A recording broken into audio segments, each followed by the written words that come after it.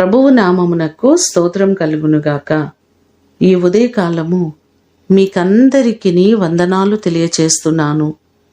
ఈ దినము మిమ్ములను బలపరచు దేవుని మాట, నా సన్నిధి నీకు తోడుగా వచ్చును. నిర్గమకాండము 33వ అధ్యాయము 14వ వచనం. యెహోవా మోషేతో ఈ మాటలు అంటున్నట్లుగా మనము చూడగలం.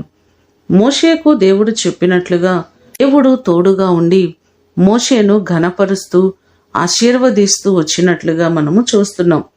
అలాగే మనము చేస్తున్న ప్రయాణాలలో, మన పనిపాటల్లో దేవుని సన్నిధి మనకు ఎంతో అవసరమైనది. ఇశ్రాయేలు ప్రజలు ఎక్కడికి వెళ్ళినా ఆయన సన్నిధి వారితో ఉండి వారిని సురక్షితముగా నడిపించింది.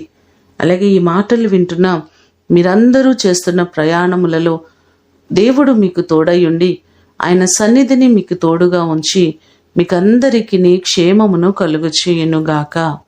ప్రార్థన చేసుకుందాం.